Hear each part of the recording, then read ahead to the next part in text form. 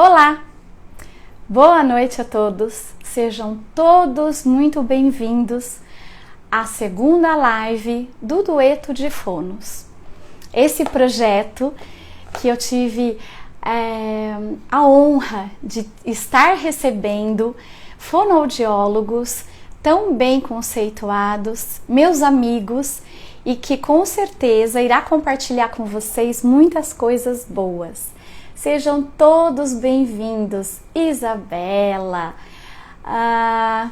quem mais? Quantas pessoas queridas. Sejam todos bem-vindos. Hoje eu tenho uma convidada muito especial, que é a Ana Maria Mendes Oliveira. Ela é uma pessoa muito especial, muito competente e minha amiga há mais de 20 anos. Oi, Sheila, seja bem-vinda. Oi, Lê. Oi, Roberta. Uma psicopedagoga, Juliane, seja bem-vinda. O Dueto de Fonos, ele nasceu da vontade de agradecer a fonoaudiologia por tudo que ela representa para mim, pelos meus 25 anos de formadas.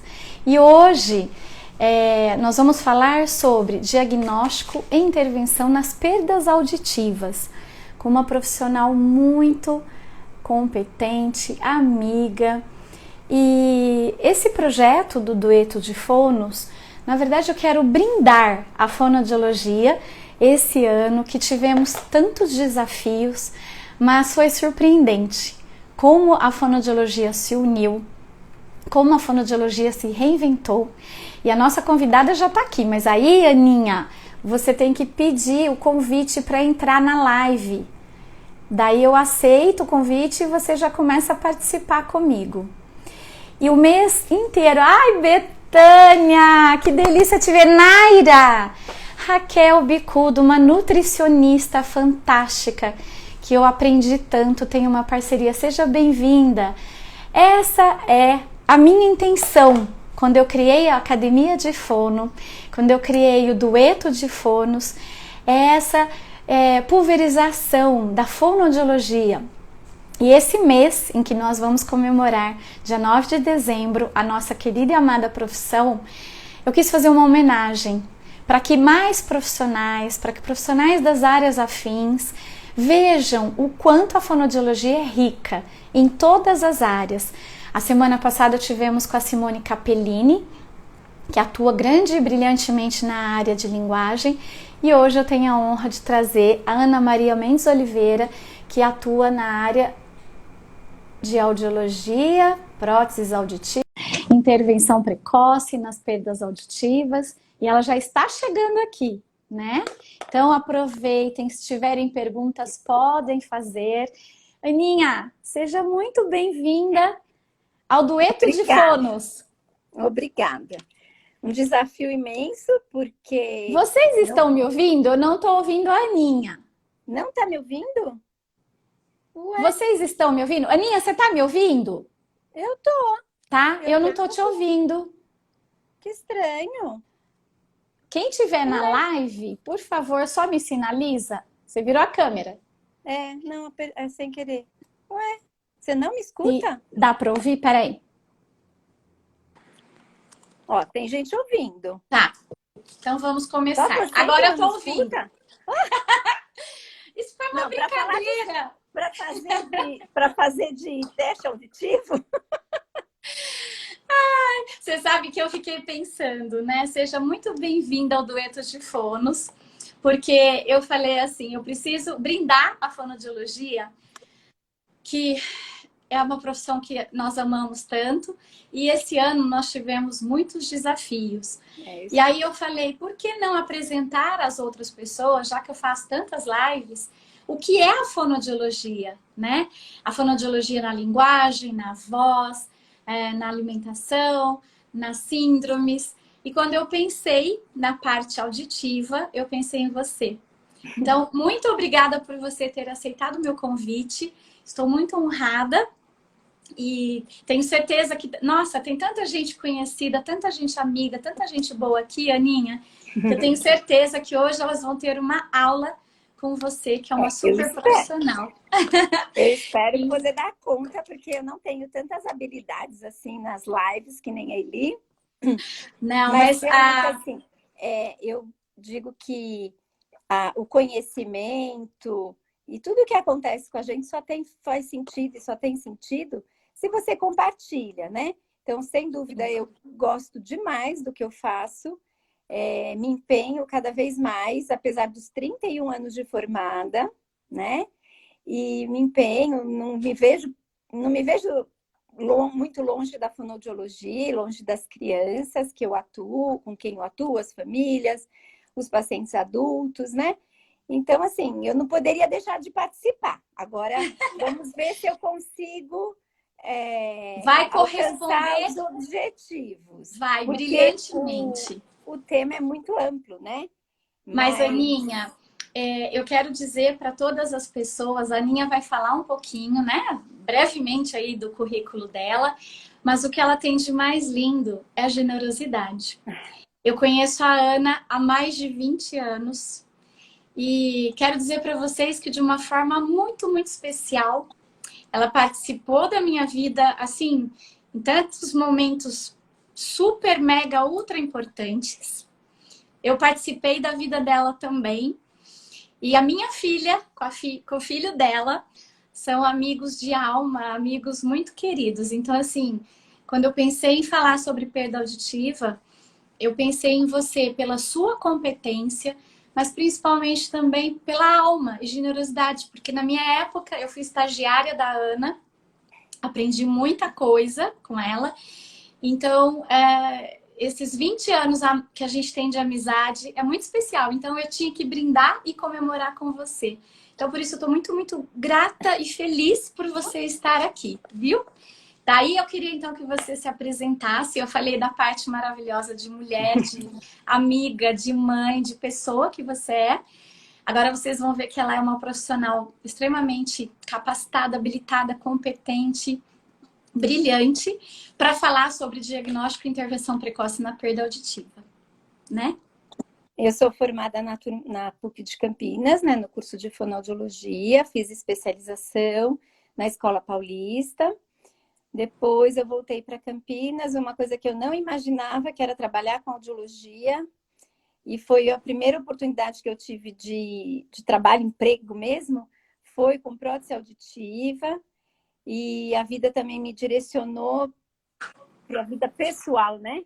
Por acaso, eu sou casada com um otorrino e gostava já muito da parte da audiologia, no caso, mas não indicação de prótese, né? Interessante.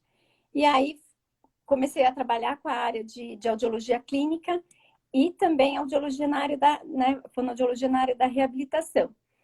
Aí fiz especialização em audiologia clínica, tenho especialização em audiologia e agora eu tenho uma certificação internacional, né, que eu fiz o ano passado, do acompanhamento de pacientes implantados, né, que tem 22 anos que eu atendo pacientes implantados. E é outra realidade também que a gente vai vivenciando. Então, o bom de ser formada há tanto tempo é que você pega as mudanças, né? Não pega tudo tão prontinho. Então, eu conheço antes e depois. Isso é brilhante, né, Aninha? É tanta experiência, né? E aí, para a gente começar, eu queria que você falasse um pouquinho, né, dos tipos de perdas auditivas e como que o bebê, né, a gente vai falar um pouco de diagnóstico, quais são os sinais que esse bebê pode apresentar? Bom, grau e tipo de perda auditiva, nós temos, né? Tem as três orelhas, né? Então, é a orelha externa, orelha média, orelha interna e as vias auditivas. Então, você pode ter acometimento de orelha externa e orelha média e tendo perdas condutivas, que geralmente são perdas temporárias, que com medicação, com tratamento, você tem a resolução desse problema, e os problemas de orelha interna, que aí é a perda neurosensorial, que não tem medicação, nem cirurgia para reverter a alteração auditiva. Então, grau de perda, você tem desde perda leve até uma perda severa, né? Perda leve, moderada, severa, profunda. Então, tipo e grau de perda auditiva. E as perdas auditivas que têm um acometimento de vias auditivas, que aí também é um outro capítulo, uma outra discussão, que são as dissincronias auditivas, né? Também a gente chama de neuropatia auditiva, que não é o nome mais adequado, né? A nomenclatura mais adequada é a dissincronia, que aí você tem uma disfunção do nervo auditivo. Sim. Então, qualquer grau de perda acomete o desenvolvimento de um bebê, ou a gente vai estar direcionando mais para o bebê, mas também altera a condição de comunicação de crianças, adultos. Sim. Mesmo nas perdas temporárias, que seriam as otites, é importantíssimo a sensibilização dos pediatras, das mães, inclusive dos otorrinos e dos fonoaudiólogos, o desastre, que é uma perda condutiva, né, o bendito catarro no ouvido, a criança não tem dor, não tem febre, e ela tem inúmeros episódios de otite, às vezes é o mesmo, passa meses, anos com aquele catarro, aquela coisa que não se resolve, e toda a função cerebral auditiva é alterada, né? Sim. Então, mesmo numa perda condutiva, temporária, a gente precisa tomar bastante cuidado. Agora, o que eu imagino que você gostaria que eu falasse é dos bebês, né? Então, Sim. Como que a gente tem a condição de estar fazendo um diagnóstico de bebês? São os bebês do berçário. Sim. Tá? Então, esses bebês do berçário têm duas realidades. Tem a realidade do berçário comum, que é aquele berçário que a criança não tem, a gestação ocorre tudo ok, o bebê nasce a termo, sem nenhuma intercorrência, e vai lá para ficar as 48 horas e ter alta junto com a mãe. E tem a realidade dos bebês das UTIs, né? Sim. Que são as crianças que vão ter índices de identificação, né, para perda auditiva. Então, índice de risco, né, para perda auditiva, porque a gente tem diretrizes, comitês que descrevem, né, quais são os riscos para perda auditiva. E para vocês terem uma noção, assim, no bebê, no berçário comum, a gente tem um bebê a 4 por 1000 que podem nascer com a perda auditiva. E são bebês que não têm história nenhuma. Você olha para o bebê, olha para outro bebê, eles são absolutamente iguais, né? 2 recém-nascidos de 48 horas, ou depois, sei lá, 2 semanas, eles são absolutamente iguais. Então um bebê ou até 4 em 1000. No berçário de risco, ele vai de 2, eu tenho uma cola, porque às vezes eu erro isso, de 2 a 4 em 100. Então, aumenta 40 vezes o risco da perda auditiva no berçário neonatal, né? Neonatal. Que importante é esse assunto do diagnóstico, assim, né? E a perda auditiva é a de maior prevalência disparado, mesmo no berçário comum, para fenilcetonúria, para qualquer outro, né? Alteração do teste pezinho, para síndrome de Down. Todas as alterações. Todas as outras alterações que podem, né? Então, assim, a deficiência auditiva, a perda auditiva, ela é disparado a maior alteração, a maior deficiência, vamos chamar assim, que a criança pode apresentar, porque ela também tem de vários graus, tá? A gente não vai diagnosticar só uma perda profunda, mas a gente vai diagnosticar vários tipos e graus de perda, mas ela é de maior prevalência. Então, o investimento na triagem auditiva neonatal, ele é importantíssimo, porque você, com a perda auditiva, acomete desde um bebezinho que não vem a escutar e depois falar e etc., até a vida adulta, por não ter um trabalho, não ter autonomia, não constituir família e etc. Então, assim, é de longe necessário a triagem auditiva neonatal. tá? E as famílias percebem que essas crianças têm perdas auditivas? O fonoaudiólogo olha e fala, esse bebê tem perda auditiva? Não. Lógico que se eles têm índice de risco para deficiência auditiva, você já vai com um certo cuidado. E um dos riscos que a gente tem que levar em consideração, que às vezes passa muito desapercebido, já aconteceu aqui na nossa clínica, da gente ter famílias que têm perdas auditivas, o irmão, que tem 4 anos a mais só, tem perda auditiva. Então, essa criança, ela não é da UTI neonatal, mas ela é com índice de risco para deficiência auditiva. Então, essa criança, ela tem que fazer a triagem e o quanto antes. O quanto antes. Então, ela é uma criança de risco. E crianças com síndrome, etc. Então, aquele bebê grandão que nasce na maternidade comum, né? Vai para o berçário comum, que tem casos na família, ele é a criança de risco. E lógico, aí outras síndromes, etc., já são crianças que requerem atenção diferenciada, tá? Sim. Então, assim, o que acontece? Às vezes as pessoas que trabalham com triagem e que não estão preparadas realmente para o que é a triagem auditiva, elas fazem o exame, o teste da orelhinha, sem fazer, que é a emissão autoacústica, né? Sem saber que aquele momento é o primeiro momento que a família tem o contato com o tema da audição.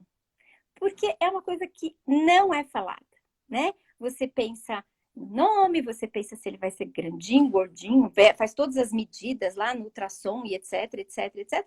Mas ninguém toca no assunto de audição, né? Prepara o bico para amamentar, faz uma série de coisas, mas não se fala da audição. E o momento da triagem não é só para fazer o passa-falha, mas o grupo que faça a triagem auditiva, que tenha dentro do hospital, que também isso é muito importante. Dentro da maternidade. O lugar da triagem é na maternidade. Na maternidade. Porque, se for encaminhado, já se perdem muitos. Então, a pessoa ela tem que saber que ela não está fazendo só o exame da autoemissão acústica para fazer passa-falha, tá? Ela está tendo a oportunidade de falar com a família pela primeira vez sobre o tema audição e o que a audição acomete para o desenvolvimento da criança e quais são os marcadores para esse bebê e para esse desenvolvimento. Sim, e é tão lindo, é tão importante, né, Aninha? Porque sabe o que eu tenho visto muito? Hoje até falei com uma mãe sobre isso. O bebê dela tem 1 ano e 2 meses. Eu estou acompanhando por uma alteração que ele teve no frênulo lingual, dificuldade na amamentação, e agora ele está com dificuldade na introdução alimentar e eu estou acompanhando. Aí ela falou assim para mim: olha, Eliane, o meu marido pediu para falar para você que acha que ele está falando muito pouco. Aí eu falei: e como é que foi o teste da orelhinha? Como é que fez? Eles são médicos, né? E aí, não, foi tudo ok. Ela me mandou todos os documentos, tá realmente tudo ok. Mas eu vejo que existe uma cobrança. Eu que sempre trabalhei, né, 18 anos em reabilitação neurológica, existiu uma cobrança nos aspectos motores, né? Hoje eu vejo que existe uma cobrança em cima dos aspectos cognitivos, nos aspectos da fala, da oralidade. Mas ninguém fala isso que a gente está conversando agora, né?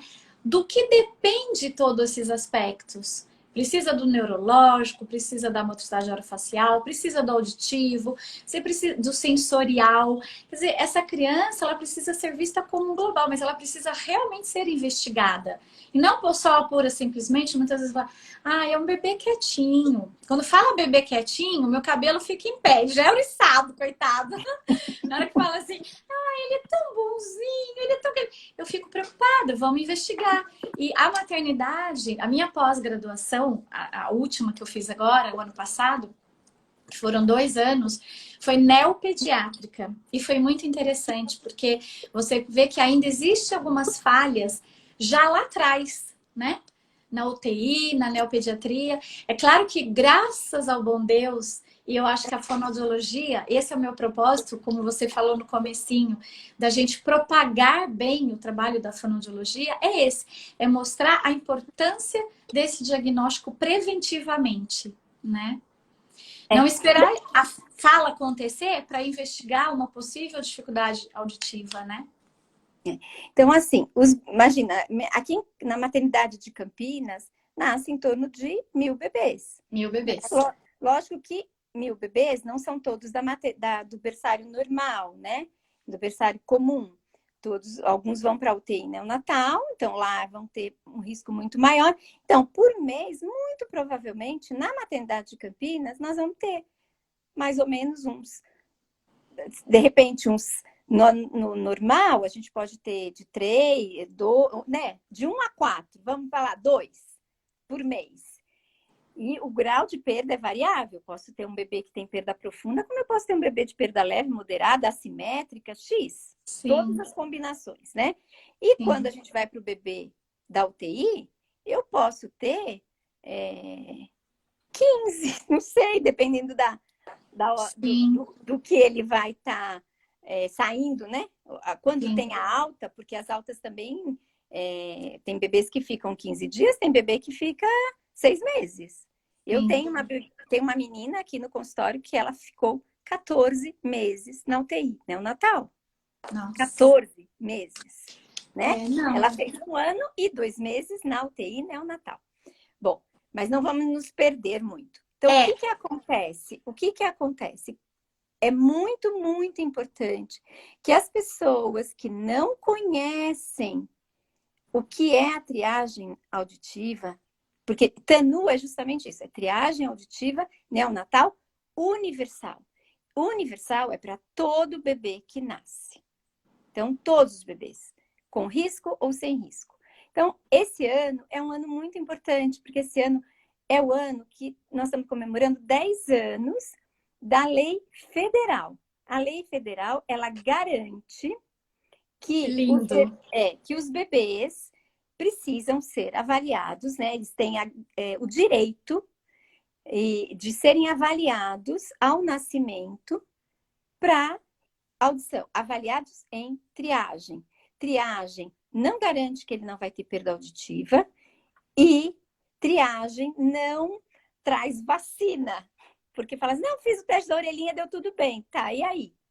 Sim. Né? E aí eu uso uma fala horrorosa. Só perde quem tem. Então, assim, aquele bebê que passou é um bebê que pode ter otite, é um bebê que pode ter perda auditiva, tá? O que foi triado, foi para diagnóstico e tem perda, esse só se tiver uma perda leve, moderada, pode chegar a perda profunda. Mas o que tem perda profunda não vai perder mais, tá?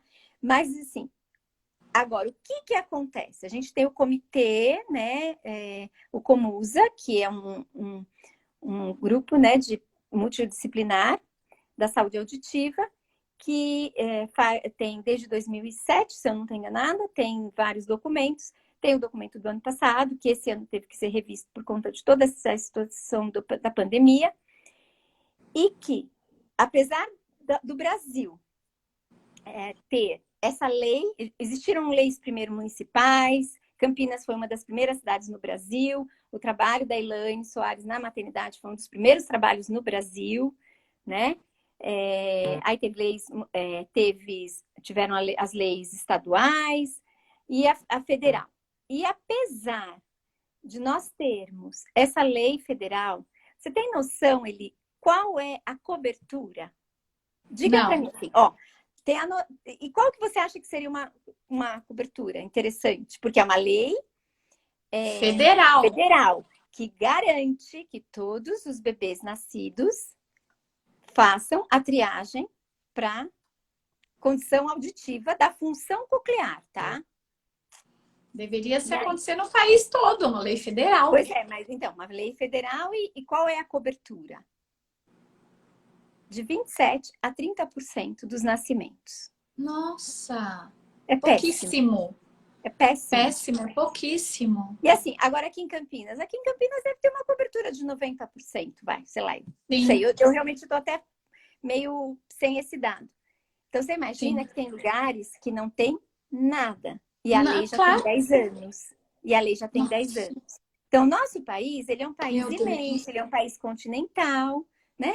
Então, nós temos realidades muito diferentes. Eu vivo Sim, uma realidade que não perde nada para os Estados Unidos, para os países ricos da Europa. Por quê? A gente tem uma cidade onde tem um serviço de triagem já muito bem estruturado, com mais de 22 anos, né?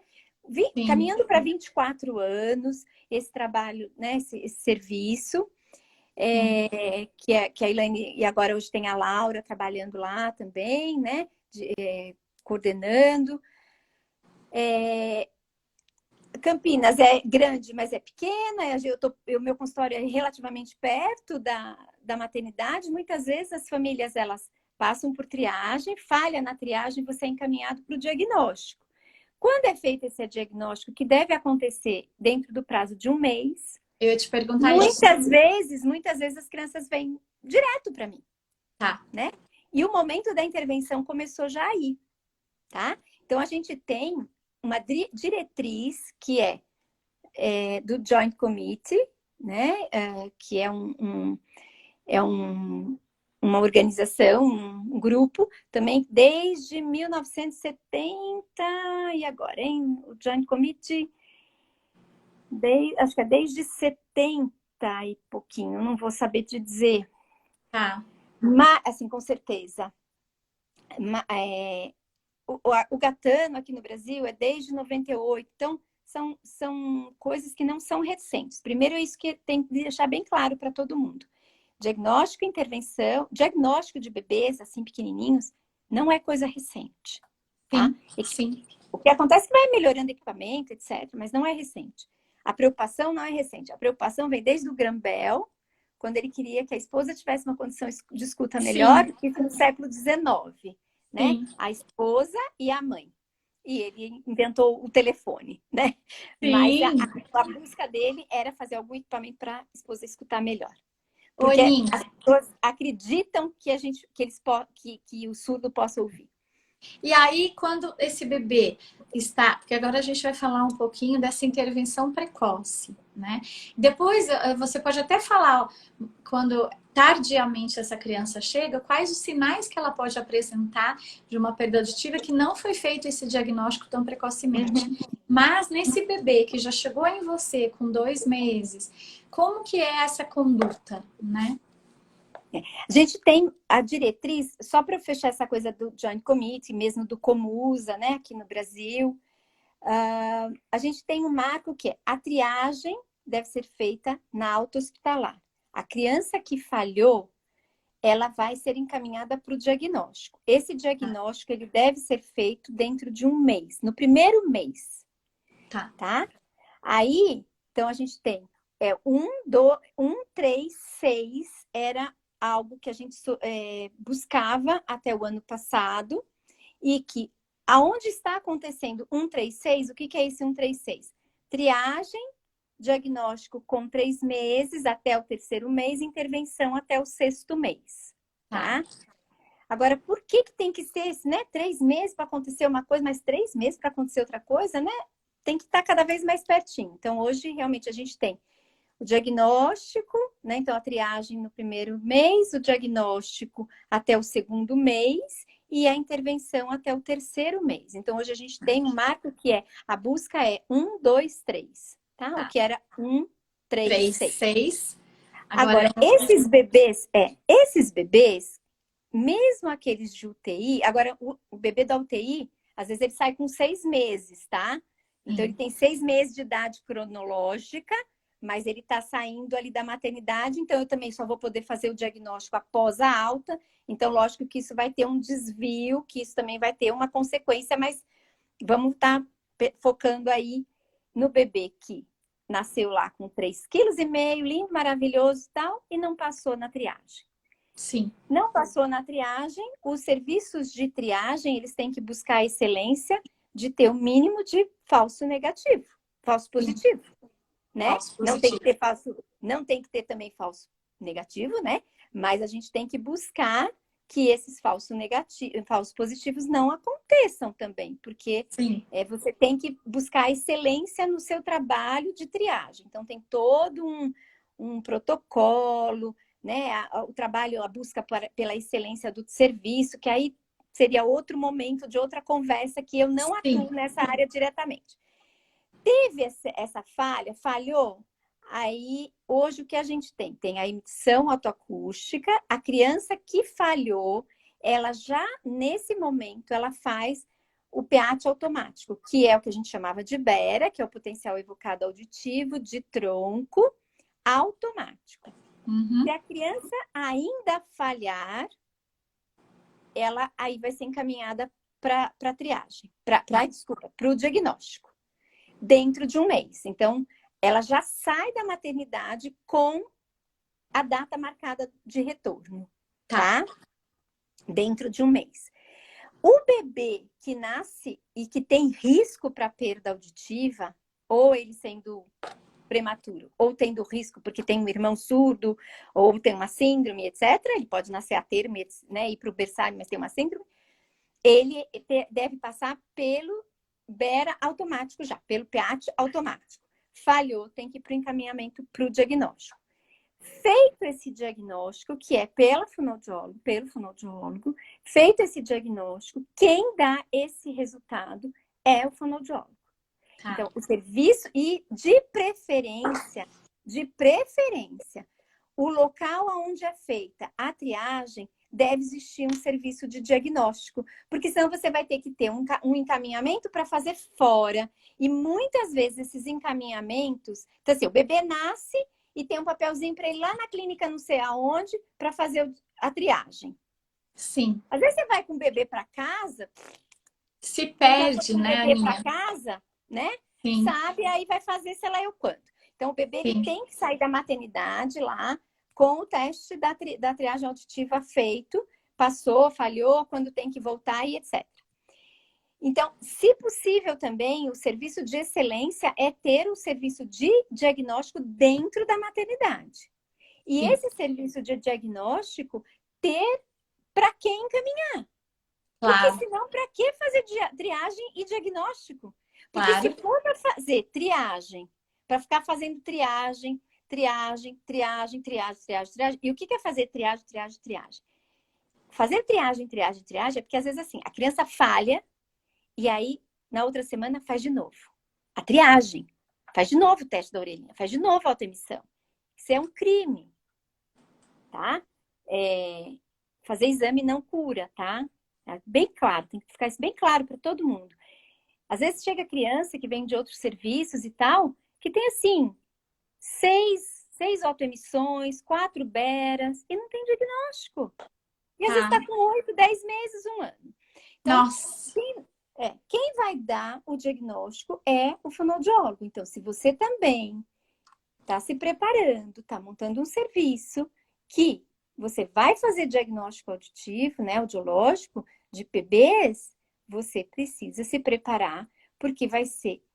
Quem faz a triagem é o primeiro momento que a família vai ouvir sobre o tema audição e o quanto isso é importante para a fala e a linguagem. Então, não é só passou e toca. Não, você tem que dizer, olha, isso é importante e nós fizemos e deu tudo certo, mas vocês precisam em casa ver se a criança vai seguindo marcos de desenvolvimento. Isso é um serviço de excelência.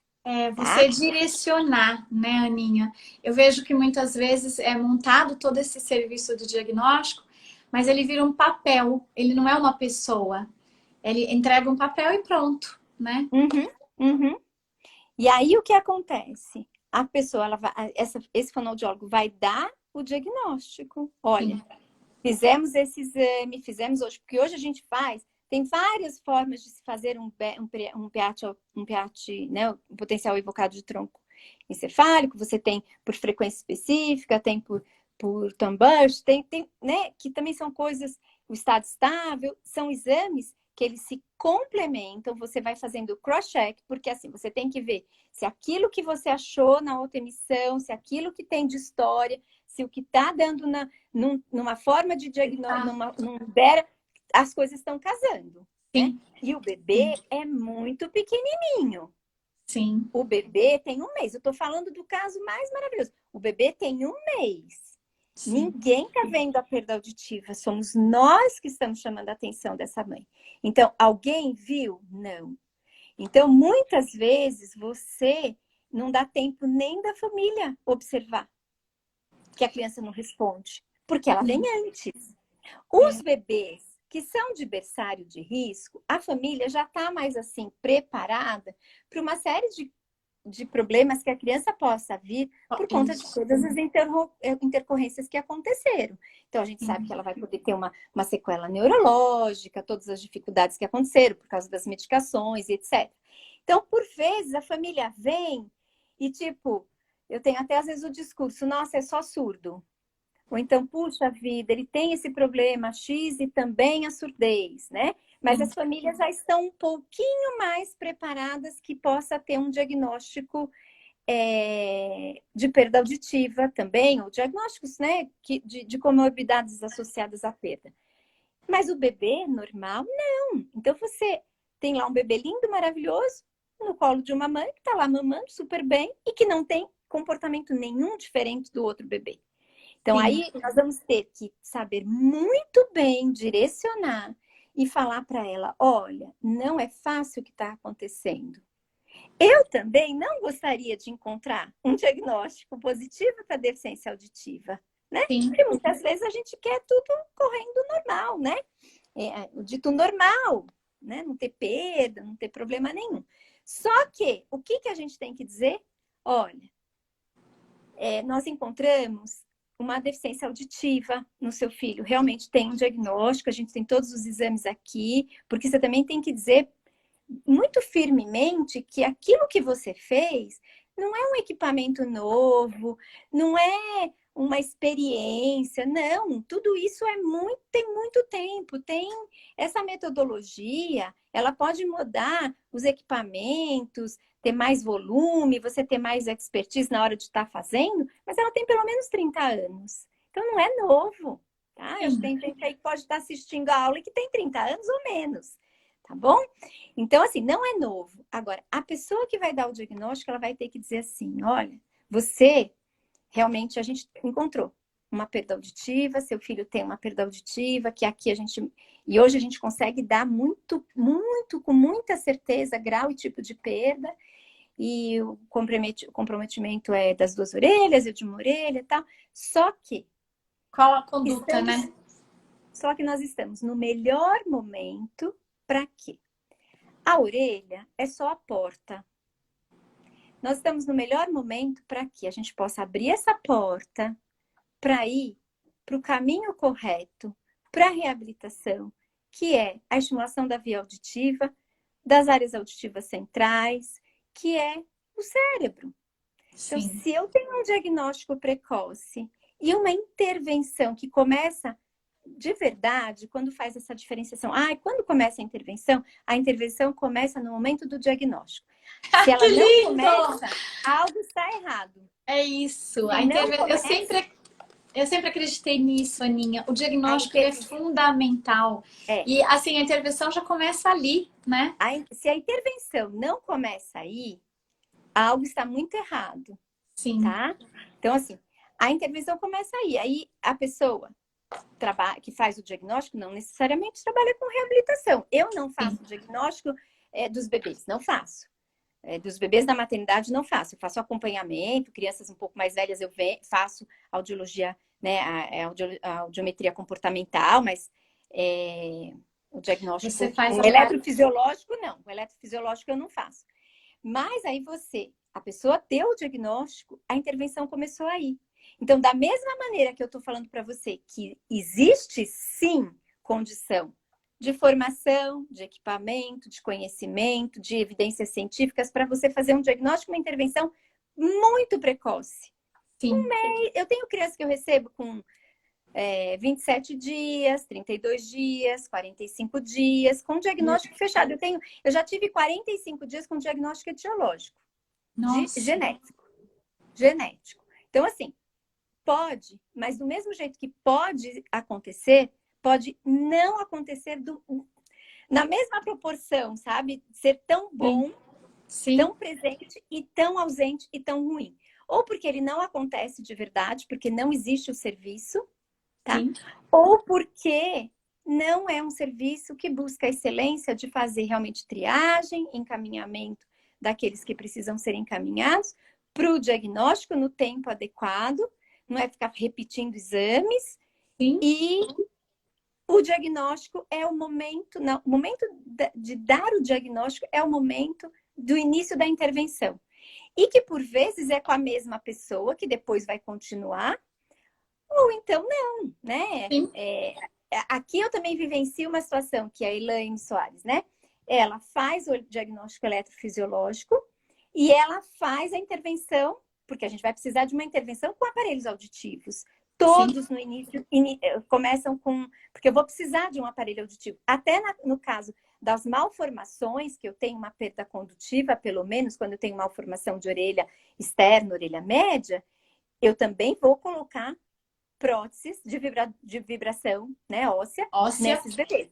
Então, é pequenininho, vai pôr do mesmo jeito.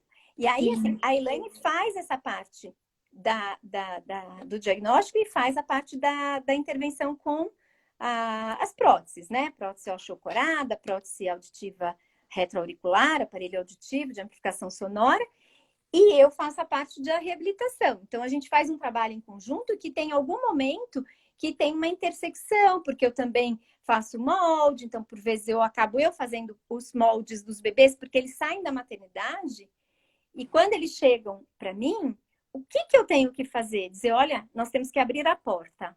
E para abrir a porta, eu preciso fazer o molde para a gente testar o aparelho nesse bebê o quanto antes. E eu faço o molde. Se esse molde ficar pronto em 10 dias, ou às vezes menos, eu vou pôr o aparelho nesse bebê com 35 dias, 40 dias. E é lindo esse trabalho que vocês fazem, Aninha. Eu sou prova porque a gente trabalha em parceria e eu vejo quão brilhante é o seu trabalho, da Elaine, né? Quando vocês encaminham para algum complemento da minha área, do que eu preciso. Então, assim, é brilhante.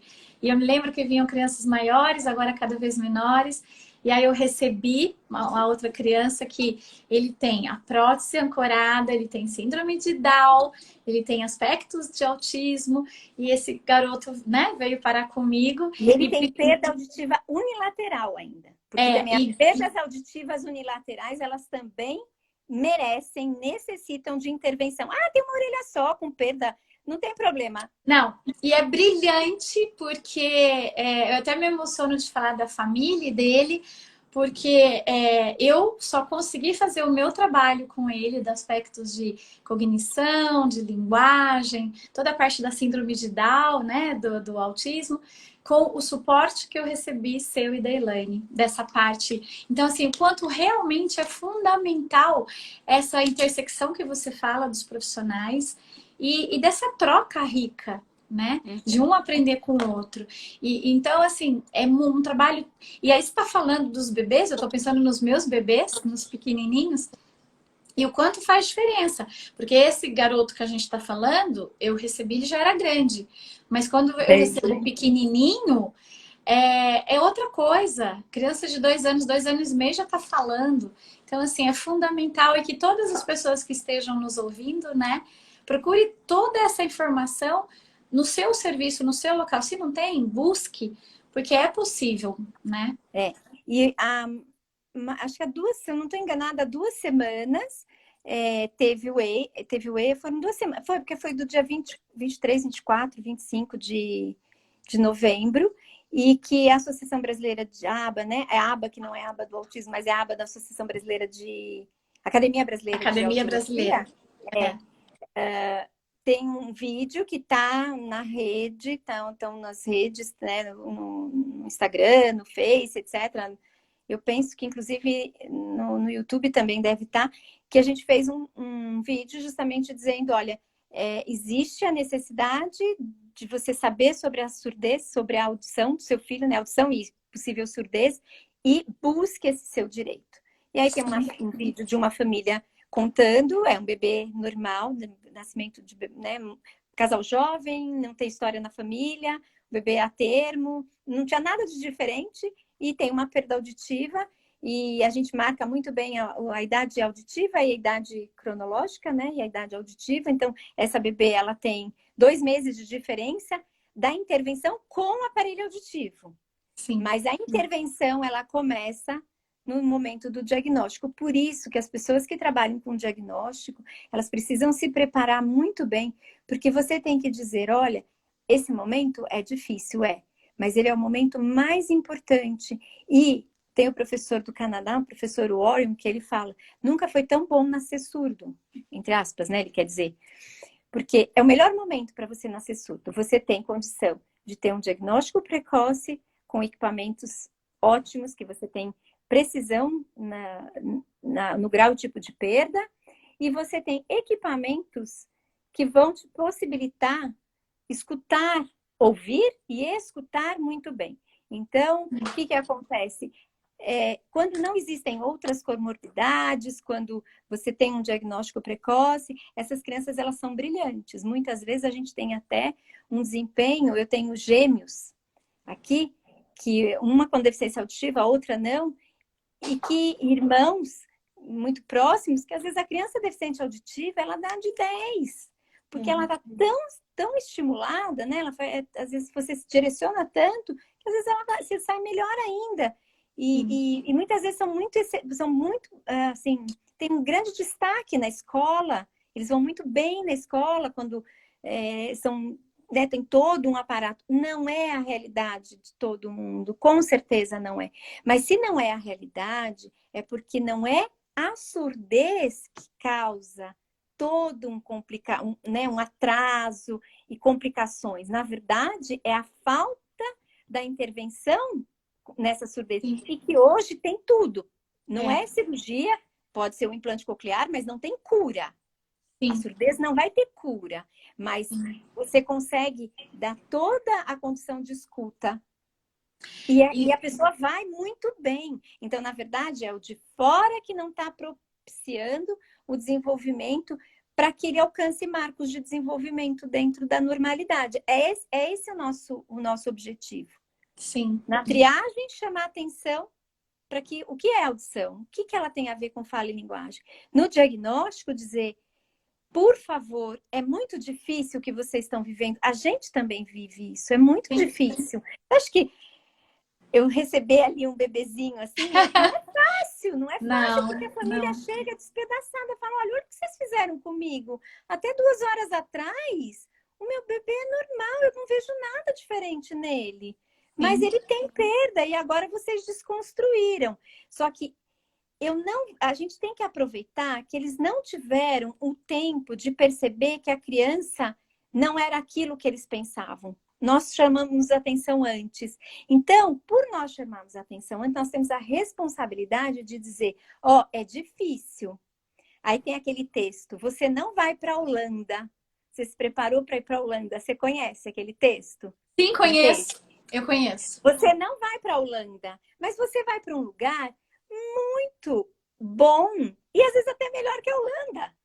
Você vai criar vínculos, você vai ter outros amigos, você vai vivenciar experiências com seu filho. Quantas vezes eu escuto, nossa, com esse meu filho, eu sei o dia que falou, o dia que fez isso, o outro eu nem percebi. Então, às vezes, você muda o teu foco, você desloca, né, a sua atenção. Então, assim, fazer de um limão uma limonada, não é conversa de né, passar a mão na cabeça, tudo é lindo, não é isso. Só que você vai, não é conversa de poliana, você vai aumentar esse zoom para todas as possibilidades que esse bebê pode vir a ter, tão boas quanto o outro que não precisa ter o aparelhinho aqui. O aparelhinho grudadinho no óculos. Eu acho que é isso, né, Aninha? São as virtudes, é fazer a gente enxergar essas habilidades e possibilidades. A Laís colocou uma coisa aqui. Maravilhoso ter esse diagnóstico precoce. O preparo da equipe para nos dar a notícia. Isso, Laís, é fundamental. Para mostrar para os pais a importância da intervenção rápida. Aqui foi assim, graças a Ana e a Elaine. Parabéns! É isso aí. E vou dizer que cada vez mais. Essa é a mãe da Luísa. Você está falando e eu estou aqui pensando, né? Que cada vez mais, quanto mais eu estudo, mais eu tenho visto que a gente precisa, como você mesmo falou, o mundo está avançando, a tecnologia está avançando, mas a gente não pode perder a essência da humanidade.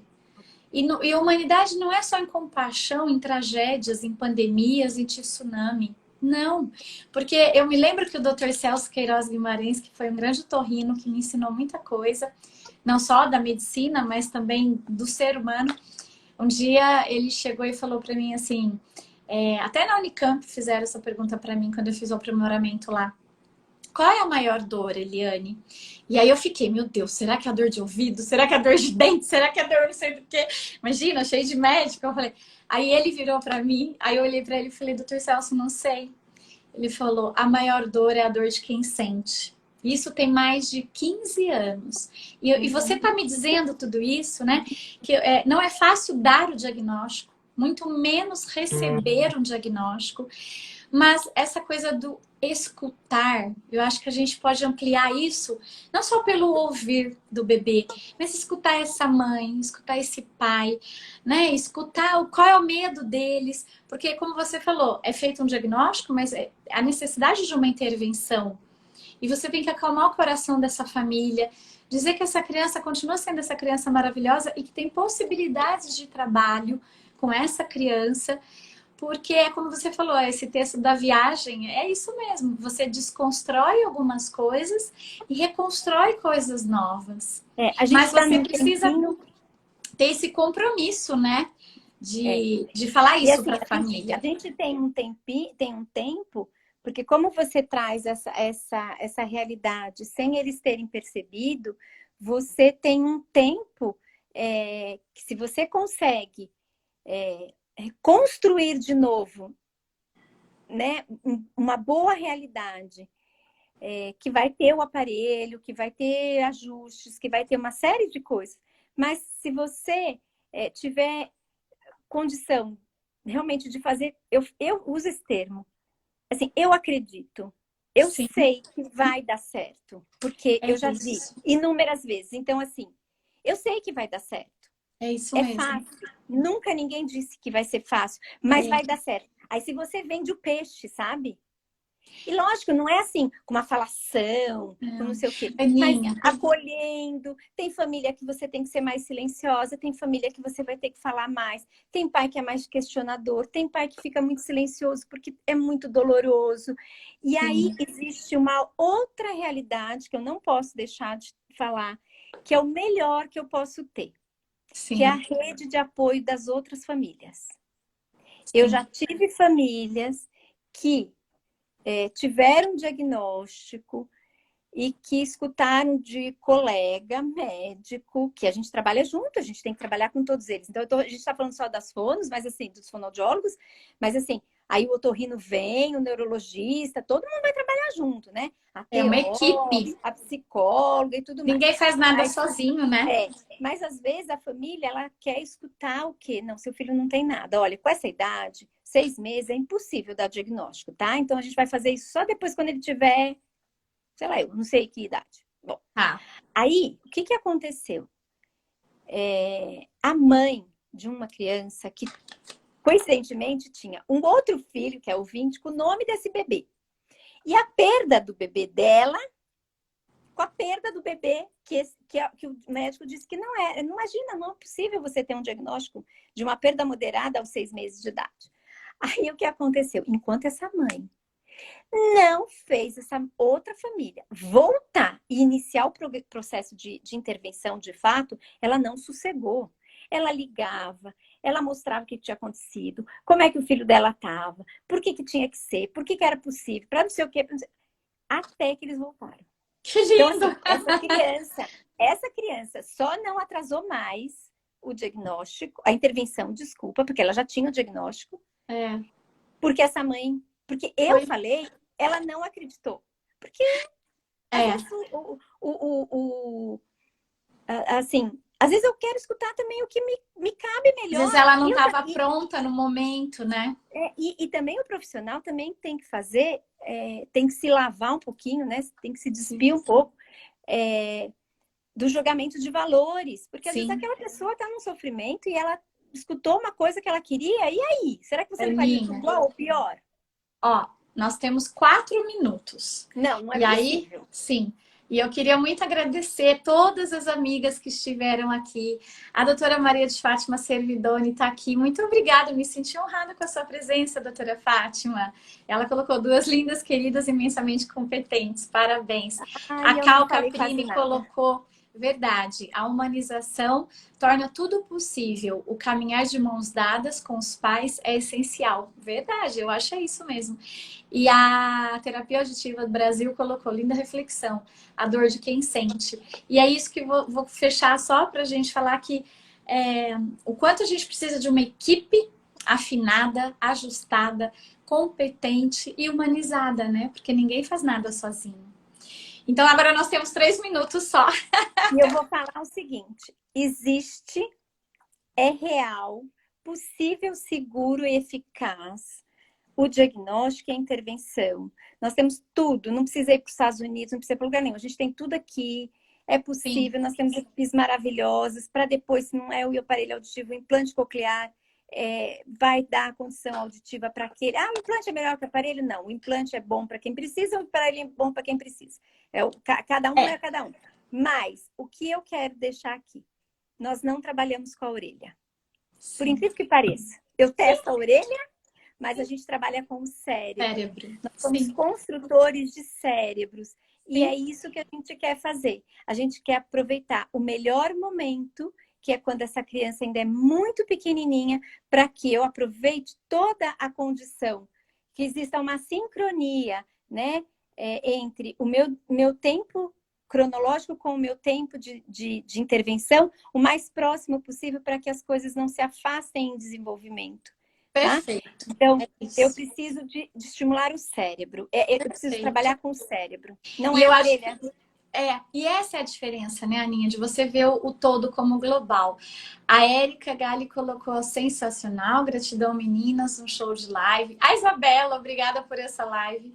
A Miriam, que é da minha turma, tão querida, tão competente, parabéns, reflexão muito boa. A Betânia, que assim, é uma amiga de alma, maravilhoso ouvir vocês. Então, eu quero dizer que eu vou deixar salva essa live e aula maravilhosa, que não poderia ser feita por uma pessoa melhor do que você, né?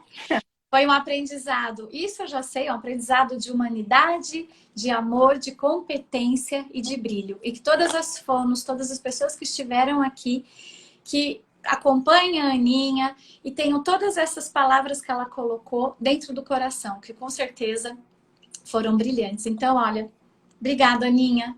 Tô muito feliz. E você sabe que tinha até uma amiga minha da Argentina, a Patrícia. Ai, que linda! E a Terapia Brasil é lá de Santa Catarina, né? E também uma super amiga. Super amiga. Então, a live vai ficar salva. Muito obrigada. Boa noite. É a Simone. Simone, obrigada. E obrigada a todos que estiveram aqui com a gente. Espero que vocês tenham gostado. O dueto de fonos vai continuar. E, Aninha, um beijo no seu coração gigante. Muito obrigada por essa oportunidade. Obrigada. Boa noite. Não, falei muito, falei pouco. Foi maravilhosa. Boa noite. Obrigada. Tchau.